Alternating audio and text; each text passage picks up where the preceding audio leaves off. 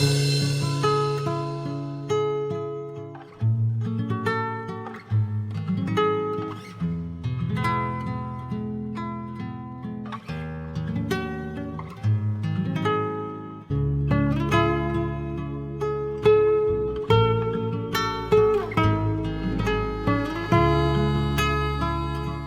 Seed, সত্যি গান করছো নাকি গান করার অভিনয় করছো? মানে I must say you are a very good actor Sid. যদিও বা আখির মতন একজন সহজ সরল মেয়েকে ঠকানো খুব একটা হার্ড ওয়ার্ক করতে হয়নি তোমার, তাই না? বাজে কথা বলো না, পাগলের মতো কথা বলছো তুমি। কেন অ্যাক্টিং করতে যাবো আমি? কেন করবে সেটা তো আমার থেকে ভালো তুমি জানো। But I must say you are really a very good actor. যেভাবে দিনের পর দিন তুমি আখির ভরসা, আখির ভালোবাসা, আখির বন্ধুত্ব নিয়ে ওকে ঠকিয়েছো, ইজ ইট ওকে? নাকি বিশ্বাসঘাতকতা তোমার রক্তে আছে? না, আমি আমি কারোর সাথে বিশ্বাসঘাতকতা করছি না। হ্যাঁ মানছি, আমি আমার আসল পরিচয় আখির কাছে লুকিয়েছি, কারণ তুমি খুব ভালো করে জানো যে আখি বড় লোকদের ভয় পায়,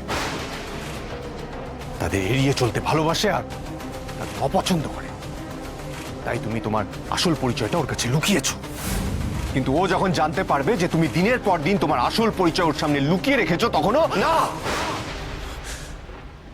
আখি যখন জানবে যে আমি আমি আমার একটা উদ্দেশ্যে এখানে এসেছি, তখনও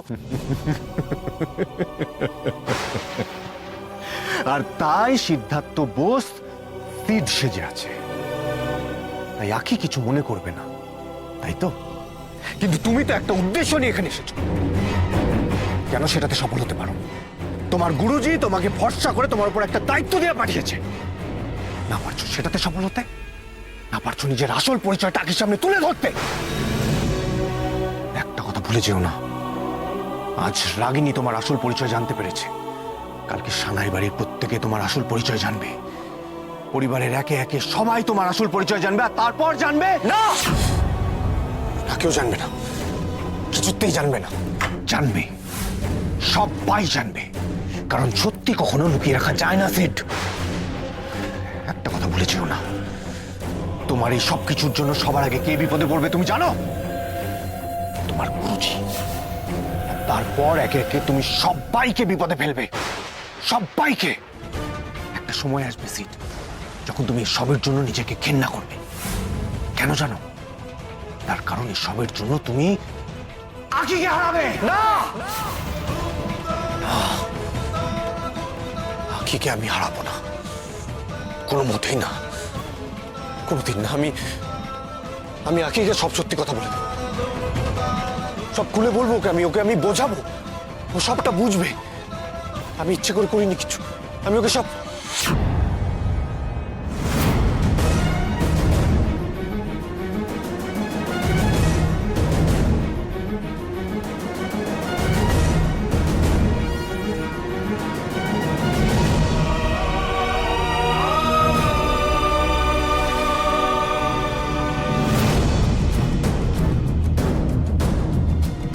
না আখি, আমি তোমায় কিছুতেই হারাতে পারবো না। আমি জানি তুমি আমায় ঠিক বিশ্বাস করবে। আমাদের সম্পর্ক এতটাও ঠুনকো নয় যে এত সহজে ভেঙে যাবে।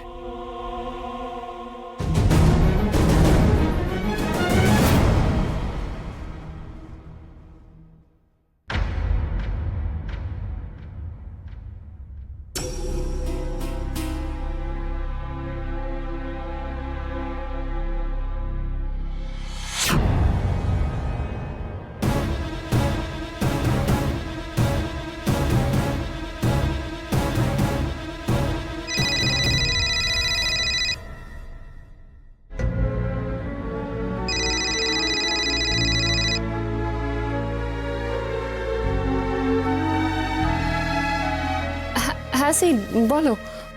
ব্যস্ত ছিলে? না না, বিজি নই। হ্যালো হ্যালো আখি, শুনতে পাচ্ছো? আসলে আমি না তোমার কথা শুনতে পাচ্ছি না ঠিক করে, একটু জোরে বলবে? হ্যালো, এবার বলো। বলছি আখি, আকি তোমার সাথে আমার একটু কথা। হ্যাঁ বলো কি হয়েছে? কিন্তু তোমার গলাটা এরকম লাগছে কেন? কিছু কি হয়েছে? আকি আসলে কাল তোমার আখে আমি বলছিলাম, বলছি সে মা আমাকে ডাকছে, হ্যাঁ তুমি পরে কথা বলছি।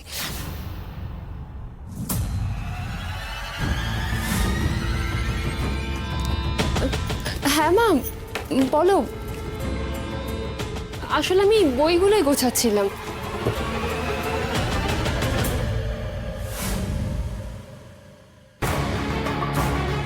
আখি তার মানে আবার গান নিয়ে মাতামাতি শুরু করেছে।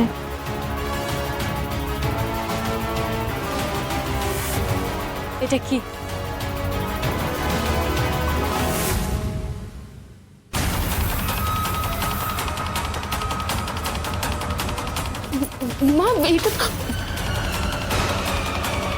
মা এটা তো নক্ষত্রদেব রায়ের ছবি। আমি কি জিজ্ঞেস করেছি?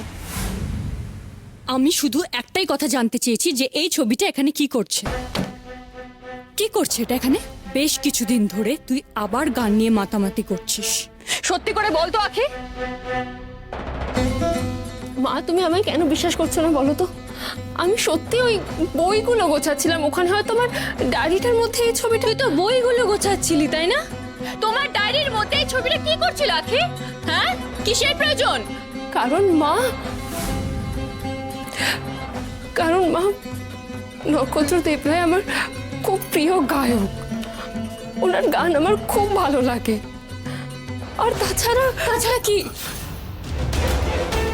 ছোট্টবেলা থেকে আমি তোকে বারবার করে বলেছি গান গায়ক ভালো লাগা এই সমস্ত শব্দ থেকে দূরে থাকবি, তাও আমাকে কেন শুনতে হচ্ছে? আমার জীবনটা তো শেষ হয়েই গেছে, তছনছ হয়ে গেছে আমার জীবনটা। তোর কি তাতেও কোনো শান্তি হচ্ছে না বলতো আমায়? আচ্ছা মা তুমি কি আখি? হ্যাঁ ও তো প্রিয় গায়ক তাই না? কোথায় শুনেছিস তুই এর গান? কি হলো দেখ, আমাকে দেখে বল কোথায় শুনেছিস তুই এর গান? হ্যাঁ তুই তুই আমার একটাও কথা শুনবি না তাই না? আমার কোনো কথার কোনো মূল্যই নেই তোর কাছে। কেন?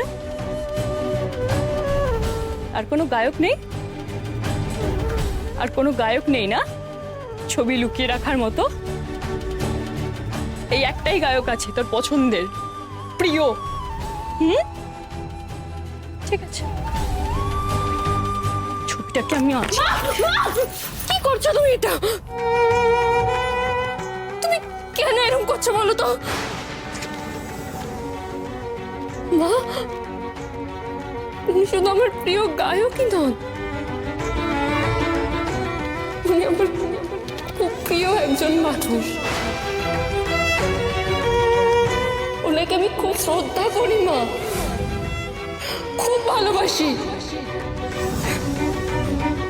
ওনার গান ভালো লাগে না এরকম কেউ হতে পারে? তুমি কোনোদিন ওনার গান শোনোনি না মা?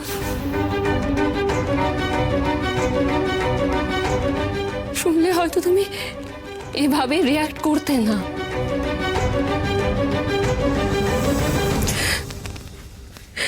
এই মানুষটার গানের মধ্যে না একটা জাদু আছে, একটা মুগ্ধতা আছে। যে মানুষ গান পছন্দ করে না, গান ভালোবাসে না, না তাকেও নক্ষত্রদেব রায়ের গান ভালোবাসতে বাধ্য করে।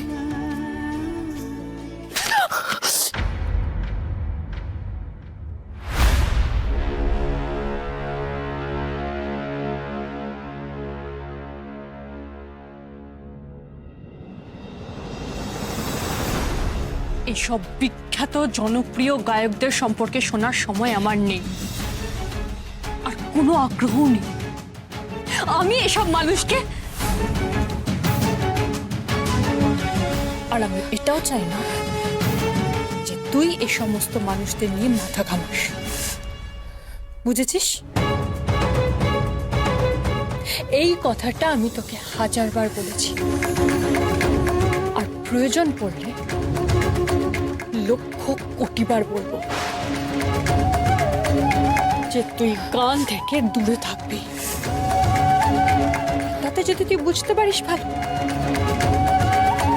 আর যদি না বুঝতে পারিস তাহলে আমি যেমন ভালো তেমন খারাপ হতে পারি। আজকাল বেশ কিছু দায়িত্ব তুমি নিজের কাঁধে তুলে নিয়েছো বলে নিজের মাকে তুচ্ছ মনে করছো। আগে তুমি ভুলে যেও না আমি তোমার মা। আমি যেটা বলবো তোমাকে সেটা করতে হবে, আর তুমি সেটা করতে বাধ্য।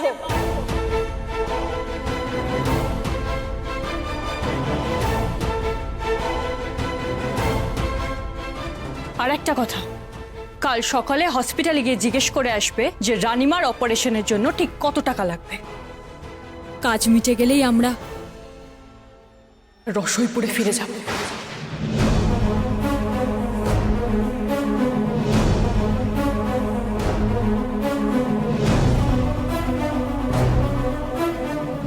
রসইপুর? মা রসইপুর কেন চলে যেতে চাইছে? আর কেনই বা আজকে অকারণে এতটা উত্তেজিত হয়ে উঠলো মা? কাকে ভয় পাচ্ছে মা?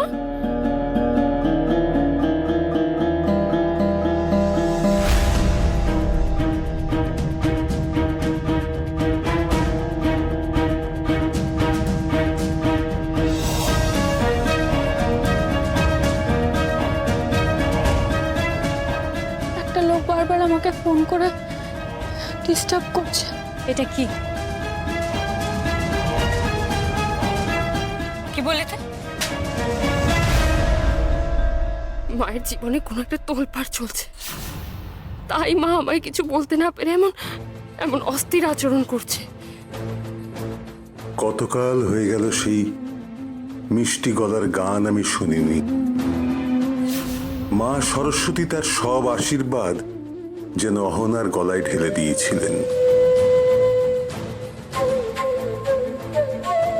একজন এত ভালো গান গাইতো, কিন্তু সে এখন গান গায়ক এই শব্দগুলো শুনলে এমন পাল্টে যাচ্ছে।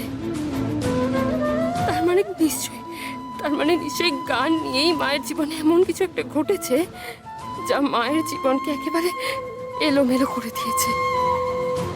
গানই মায়ের জীবনের এত ভয়, লুকোচুরি, অস্থিরতার কারণ।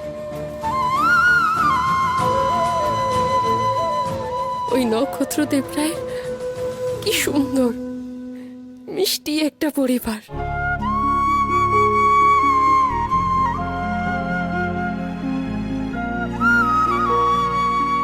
রাগিনী, ওর মা বাবা, ভালো ঠাম্মা, কি সুন্দর সুখী সবাই, কত সাজানো গোছানো জীবন। না, এইভাবে হেরে গেলে তো চলবে না, কিছুতেই চলবে না। সব কিছু ছেড়ে রসইপুরে কিছুতেই চলে যাওয়া যাবে না। জিততে আমাকে তো হবেই, শহরটাকে আমায় জিততে হবে। গান আমার কাছে অন্ধকার নয়, গান হবে আমার কাছে নতুন আলো, নতুন আশা। আমি কথা দিলাম মা, একদিন সেই নতুন আলোতে আমি তোমায় সঙ্গে নিয়েই পৌঁছবো। সেদিন দেখবে, সেদিন তুমি তোমার মেয়ের জন্য গর্ব করবে, আনন্দে তুমি পাগল হয়ে যাবে মা, পাগল হয়ে যাবে। স্যার, আমি কি পারবো না? জানো তো, কাল সারাটা দিন বাড়িতে শুধু তোমারই কথা হয়েছে।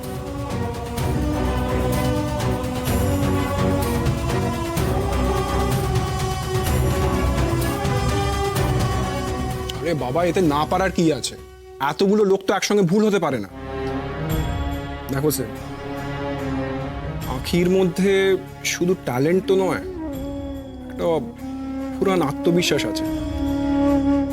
বাকিটা কিন্তু তোমার বন্ধুর কোম্পানিকে ম্যানেজ করে নিতে হবে। কিভাবে স্যার? দেখো, রাগিনীকে তো বলে কিছু লাভ নেই, ও আমার কথার কোনো গ্রাহ্যও করবে না। একটা সিঙ্গারের তার অ্যালবামের 60% কিসের ওপর নির্ভর করে জানো তো? কিসে স্যার? তার গানের সিলেকশনের উপর। I agree sir, I totally agri. গানের সিলেকশন ঠিকঠাক না হলে সবটাই বৃথা। তোমার বন্ধুকে কিন্তু আখির গান সিলেকশন এবং সুরের ওপর একদম কড়া নজর রাখতে হবে। ঠিক যেমন হিরে বাছাই করা হয় তেমন করেই ওই জিনিসগুলো বাছাই করতে হবে। আমি নিশ্চয়ই বলবো স্যার। স্যার ওরা তো আপনার সাজেশনও নেবে ঠিক করে রেখেছে।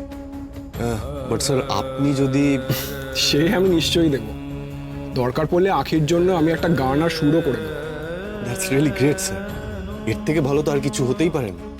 দাদু ভাই, কদিন ধরেই না তোকে দেখে আমার খুব ভালো লাগছে। আখি গান গাইবার পর থেকে দেখছি তোর মনে আলাদা করে আনন্দ, খুশি। তুমি ঠিকই বলেছো ভালো মা। মেয়েটার গান, আত্মবিশ্বাস, বড়দের প্রতি শ্রদ্ধা সবকিছু যেন তো কেমন আমার মনটাকে ছুঁয়ে গেছে। এই তো সেদিন ওর সঙ্গে রাস্তায় দেখা হয়, কত করে বললাম চলো গাড়িতে ওঠো, আমি তোমায় এগিয়ে দিই। সে আর কিছুতেই ওঠে না, ও নাকি বাসেই যাবে।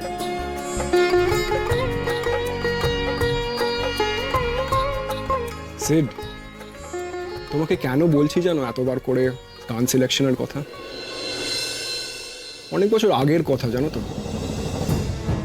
আমার একটা বিশাল বিগ বাজেট অ্যালবাম লঞ্চ হওয়ার কথা। ইউএসএ থেকে, মুম্বাই থেকে মিউজিশিয়ানসরা এসেছিল, রেকর্ডিংটাও দুর্দান্ত হয়েছিল। কত পাবলিসিটি, মিডিয়া পার্টি, ব্যানার্স, হোর্ডিংস। তবে আলটিমেটলি কিচ্ছু লাভ হলো না, কারণ এইসবের মধ্যে আমি গান সিলেকশনের প্রতি কিচ্ছু নজর দিতে পারিনি। আর যা হওয়ার সেটাই হলো, অ্যালবামটা না পুরো মুখ থুবড়ে পড়ে গেল। আর উল্টো দিকে আরেকজনের গান মানুষের মনটাকে কেমন ছুঁয়ে চলে গেল। আসলে গানটাই ছিলই ওরকম পাগল করা।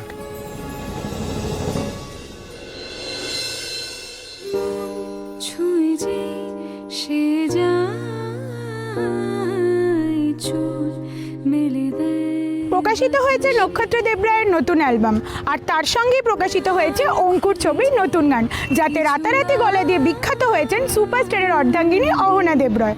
ঢলে ফের রাত আসে। Sir, through out the process আমি আপনাকে রাখার কথা বলবো। আমি উঠলাম।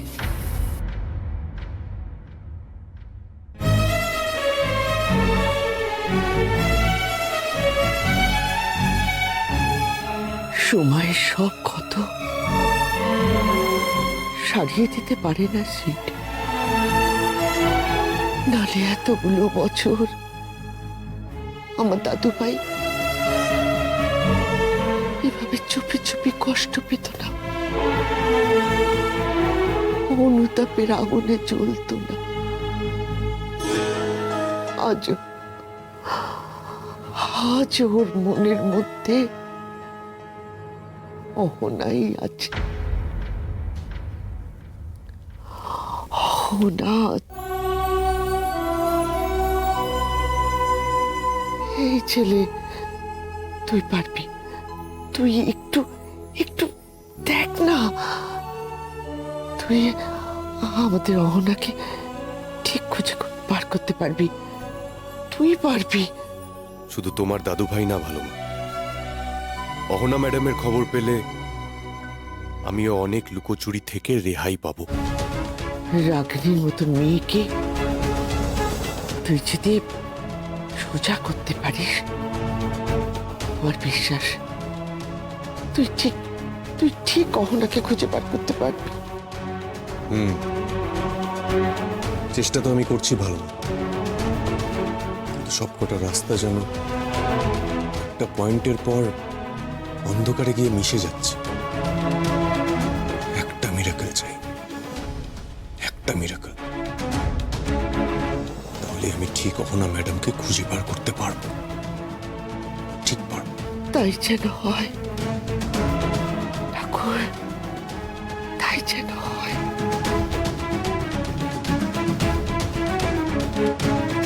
কিন্তু সবার আগে আমাকে আখির মুখোমুখি দাঁড়াতে হবে, তবে এবার সিড হয়ে নয়, তিস্তা গ্রুপ অফ ইন্ডাস্ট্রিজের এমডি সিদ্ধার্থ বোস হয়ে।